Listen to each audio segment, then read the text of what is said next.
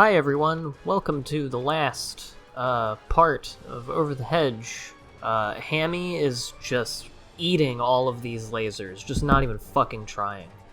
Yeah, look at the, come on man, wake up. Like, this is Verm Tech, we're in here, we're fucking getting, it's the last level of game, like, you gotta have some, act like you're here. Anyway.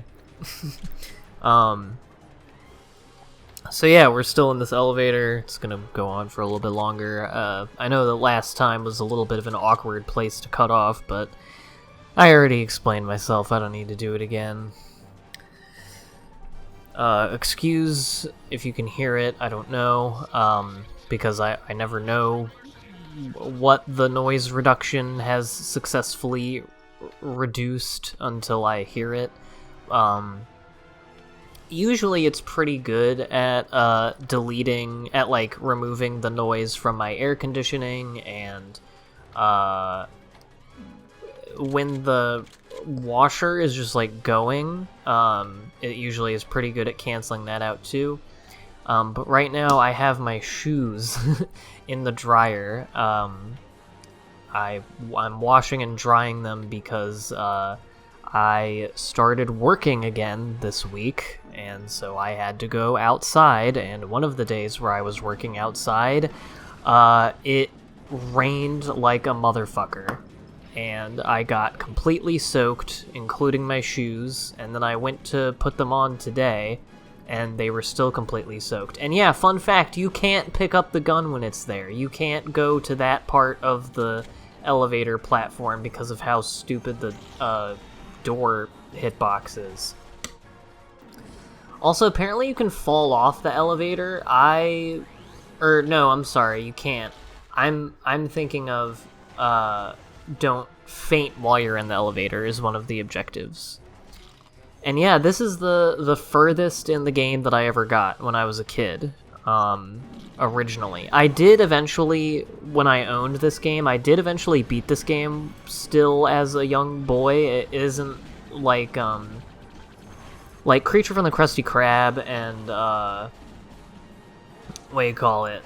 I don't know, other games that I've played, other licensed games that I've played that I couldn't beat when I was a kid that I've LP'd on here. Those I didn't beat until I was, like, an adult, or at least like an older teenager. Like, it was a good amount of time before I beat it. This one, on the other hand, I remember beating the final level when I was still pretty young. It wasn't like around the time the game came out. It was probably like 5 or 6 years after. But yeah. But this part certainly did give me some trouble, and I mostly had an issue not dying in this elevator. And I don't know if I just, like, sucked at video games that bad, or if I, like, wasn't collecting cookies and chips. I guess chips is what raises your health point, your HP. The cans of chips. I guess I didn't collect enough of them in, my youth playthroughs, because I feel like I haven't even really been going much out of my way to get the chip canisters. Like, they're pretty in your way most of the time, and I mean, I don't go out of my way for them any more than I go out of my way for any of the other things you have to get. And, my hit points are pretty much full by now. And it takes a lot to die in here. Like, it's not like I never got hit during this, but I don't know. I think it's honestly just that I sucked. Like, I probably did get enough, like, the same number of chip canisters, but I think I was just shittier at video games. And as I was saying last time, like, it is genuinely heartening. It's so simple, and it's not like I'm proud of it, like, oh, I'm really good at a children's game now. But it is nice to know that I have improved, that I haven't just stayed the same level of shitty at video games my entire life. Because that would suck. I remember this part going much faster. Like, I remember the like elevator moving down the whole time, and it was going at like a really fast rate, I guess it wouldn't make a whole bunch of sense. And now that I'm thinking about it, I think I'm mistaking it for the elevator section in Creature from the Krusty Krab at the end of the first Starfish Man part. But yeah, just enemies, and yeah, once again, the game keeps the cutscene for the enemies coming out of the door long enough that they can get over to you and you can't really do anything about it. I love when the bears are frozen because, first of all, the little freezy part doesn't even cover their entire, like, bottom half of their body, so they're just standing. And I don't know, I just love that, I don't know, they just look so pathetic when they're just standing with their little cold toadies and their little feeties in the ice, and they're like, I can't move. I love bears, by the way. I don't know if I talked about that when we were in the bear section of this game, but bears are fucking awesome. I don't really know all that much about them, like, as animals. That's one of those things, like biology and, like, animal physiology and animal science. It's one of those things that I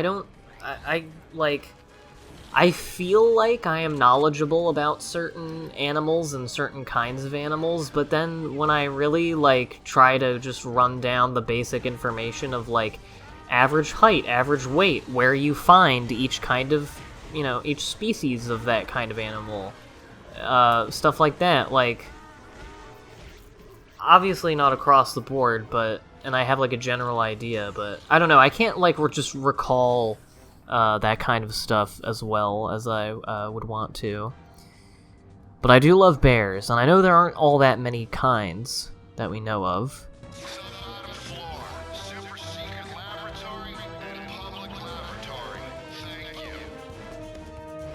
Yay! Being in that room moved the rest of the universe. Follow me. They gotta be down this corridor.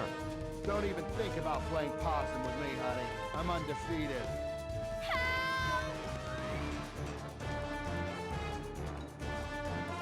Yeah, there you go. The elevator. And now we're doing the final battle. And look at that, all of the goals. I didn't even know that I did it. I think I took an extra second there because I was just in awe that I didn't set off the camera traps, because I definitely did. But hey, I'm not gonna fucking complain about it. Anyway, it's time for Rescue Heather. This is it, folks. This is the big guy. And yeah, some extra cookies and chips for you at the end. And pausing. I love not remembering what I was doing when I do these videos. It hurt a bit to have your scalp pierced by sharp steel electrodes. Watch. There they are. Wait for the right moment. There you are. Just hold still. Presto. The perfect weapon. A wrench. We just need to destroy all of those what the humans call machines. Why was that so funny? I've grown to love the exterminator. I think he just speaks funny. He also does the same, like, stance and movements as Shaw in the open season game. I'm drawing a lot of parallels with this game and other licensed 2006 games. I don't know, maybe they were sharing notes around that time, because it has the not just the elevator thing, but I forgot to mention also the you know, the whole having the cutscene with the enemies go for so long that they're right in front of you when the cutscene ends and they can immediately hit you. That shit also happens all the time in Creature from the Krusty Krab. And then yeah, he has that little, like, I love the little sway that video game characters do when they're idle. You know what I mean? You know, where they're standing in a pose, but they're just kind of like wobbling. I don't know why I'm doing it with my body, like you can see. But the thing that he was doing, and oh yeah, Shaw has that exact same stance. And then that little, like, fist shake thing. I don't know. I also don't really know how this facility works, because the big thing is at the top. The big thing above the exterminator is, I don't know if it's just the power or what, but that's what, like, makes the brain washing, I suppose. And then you saw earlier there was a rat, and then it just, like, stood in front of one of these little generator things, and then it just had a hat on, like, it just appeared. But then there are capped animals coming out of these doorways. So I don't know how it's supposed to work. I don't know when the capping occurs or how. I feel like they designed this machine, like, with an idea of how it would work, but then they couldn't actually make it do that? I don't know. This isn't a particularly hard final boss. Once I got past the Vermtech heist level when I was a kid, I really did not have much, like, this part didn't really give me much trouble. Also, you may have seen a secondary goal was to defeat 48 capped animals. Apparently, a certain number, I'm gonna guess it's 12 per hole, because there's 4 of them. They have enemies, but they come out, but once you destroy one of the generators, they stop making them come out. So on the first one, I didn't know that was the case, and so I guess I didn't get all of the enemies, although I still fought a few of them. I probably got like 47, of course. But, so yeah, I don't get that goal this time around, but no need to fear, because between recording the gameplay for this and recording the commentary for it, I have done quite a bit of backtracking and completed many of the secondary objectives that I've missed with the help of Custard and Tyler over NetPlay, some of which you can watch on Twitch, because I streamed it last night, and there should be a highlight of it. I guess I haven't made it yet. Or maybe I have. I don't think I have. I made a highlight of one of our Over the Hedge sessions. We had another one last night. I don't think I've made a highlight of that yet, but I will soon, and you know, you'll be able to go to the Twitch thing. I link my Twitch in the description of every video, so just go there and figure it out. If you want to see the extremely repetitive process of going back to these levels and just trying not to get hit by traps and shit. Now, if we can just break that thing over his head, it'll fall right on him. Lucky for him, Hedge, go back. No, not the capping controller. Any controller but that. Yeah, that's the capping controller, but, like, what does it do? Like, is that just the machine through which he does the mind control? And does he have to control the actions of every single animal, or can he just, like, you know, just program, like, kill turtle or whatever? I don't know how you're supposed to get past that part. I see that the electricity parts, like, flash, but for like a millisecond, I don't know how you're meant to get over them. Maybe you're not.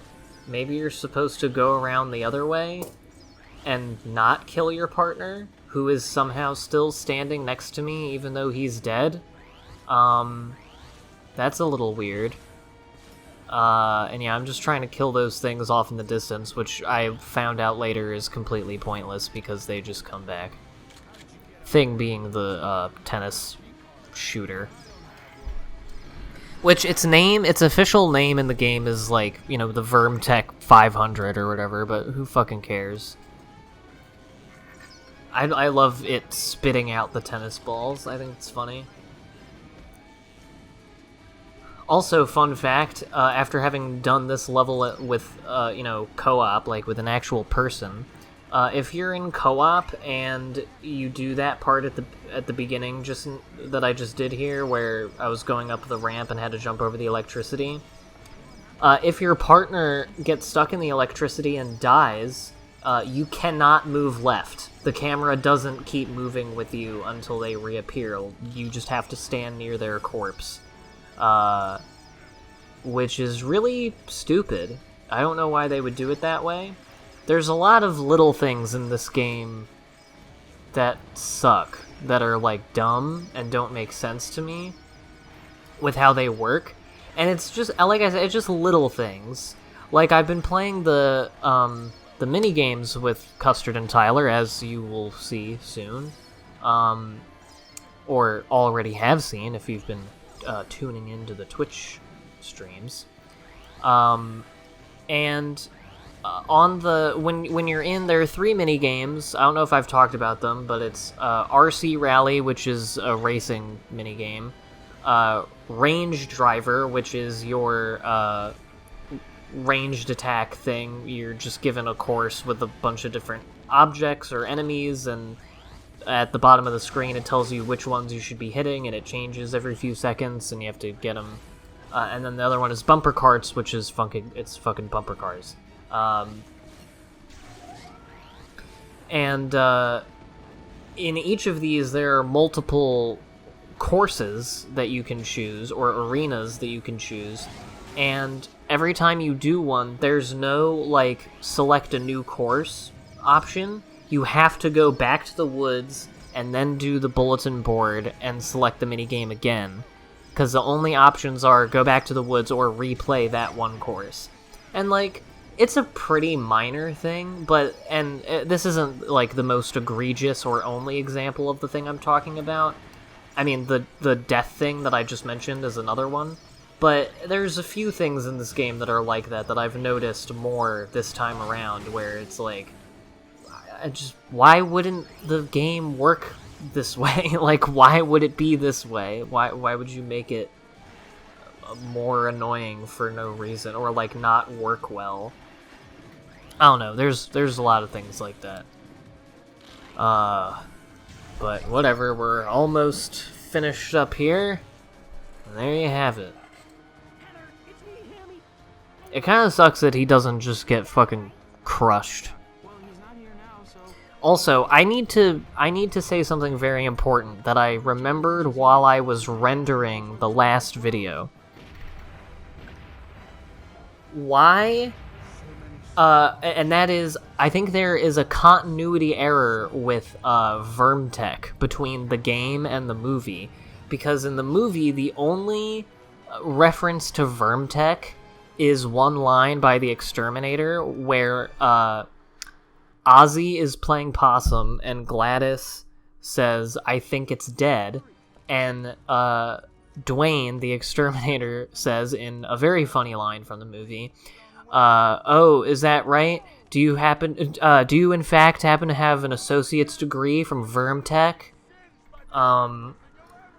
And so, with the implication that it's like a college, right? But in this game, Vermtech is like the facility where he manufactures the traps. I don't know. I just think it's weird. Also, here's Tiger, the character from the movie who isn't in the game at all except for right now. He is referred to in the very first level where, in a paraphrase from a line from the movie, Stella says, "This better be one stupid cat," which before or after is given absolutely no context and makes no sense in the game, but does in the movie. Well, it's getting to be about that time. Ugh. Yep. First day of winter tomorrow. Yep. Hey, you know, we only have 38 bags of nachos. Yep. Gonna be a long winter, leap year and all. What are you trying to say? I'll get the wagon. Way ahead of you.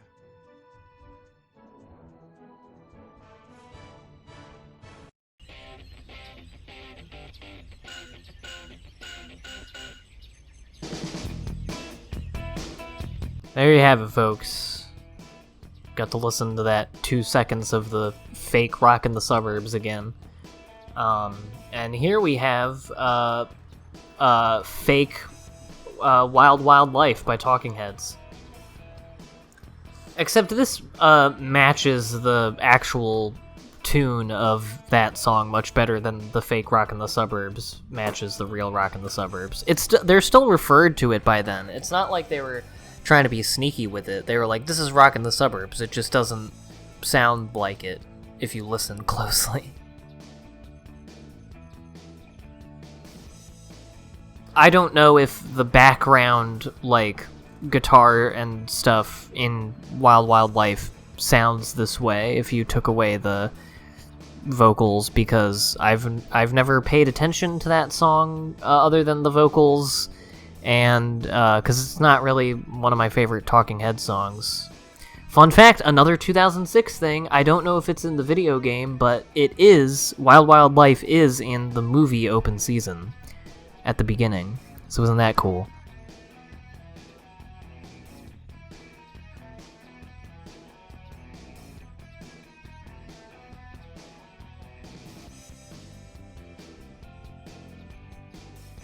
I think it's funny that Verne, like, wants to do more stealing now. Special thanks our family's on. It's nice.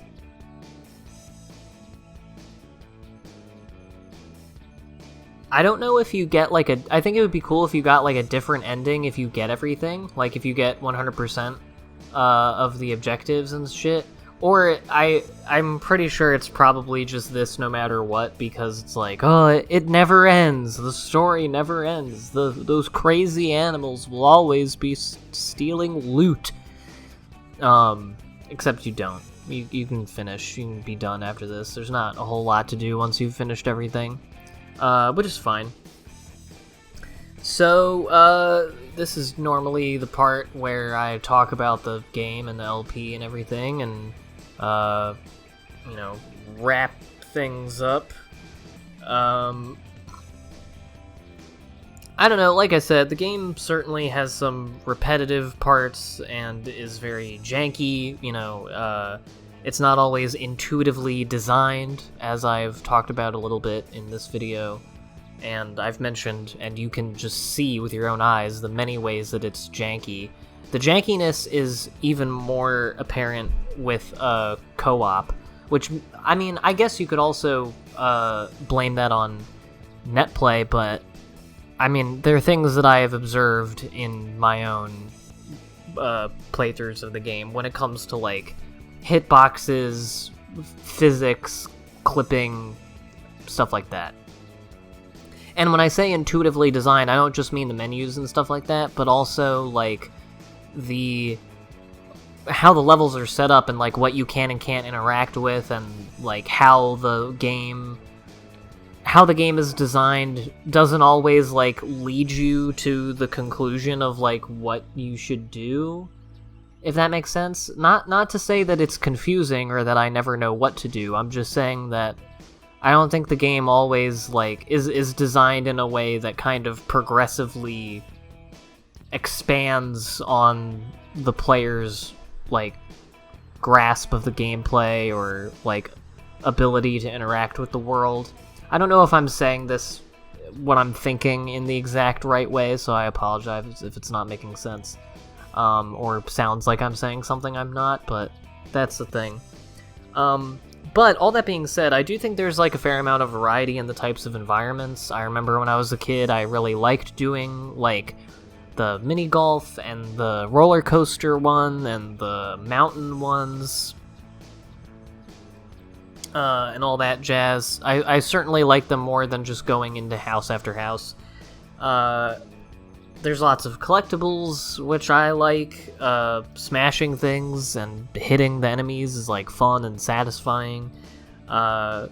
Which, you know, sounds kind of dumb or like I'm condescending to the game, but I'm not. It's, you know, like many similar licensed games, it is a distillation of many pure game pleasures of these types of games with regard to collectibles, combat, platforming, etc.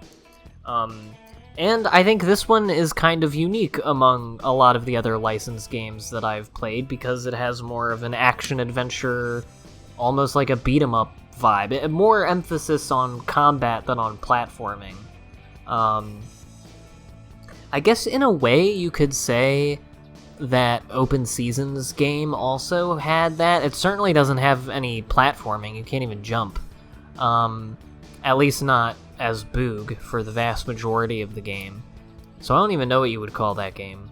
But yeah, I think this and that one are both kind of one of the reasons I feel like I keep coming back to them, and I think they have made for like fun LPs is because they're both very janky, they're very unique from other licensed games, and I don't know, they're weird and kind of dumb and silly, but it's fun. I like it. And then as for the movie, I haven't seen Over the Hedge in a while, but as I've said, it's not much special to me.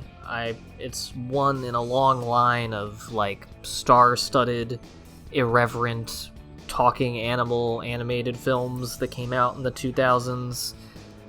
We really have Aladdin to blame for that. Aladdin was the first animated movie where like a mainstream, like widely known actor was not only a major voice in the movie, but was like a major part of the marketing for the movie. And then I think the next step in that was probably Shrek.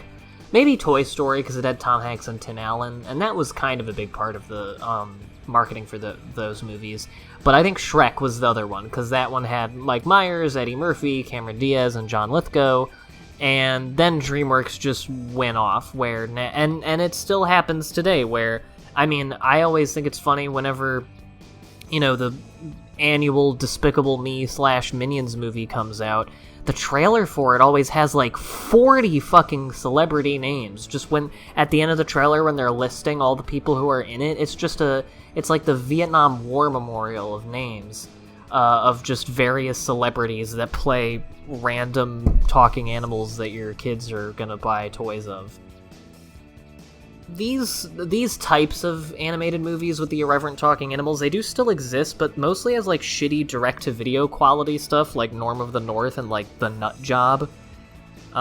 Most popular animated movies sort of move beyond that now. Not beyond the star-studdedness, but beyond being like Over the Hedge. You know what I mean? Anyway, those are my thoughts. I hope you enjoyed watching this LP. There's more to come. Gonna have some bonus stuff and a bonus episode coming up later this week, so I'll see you then for that.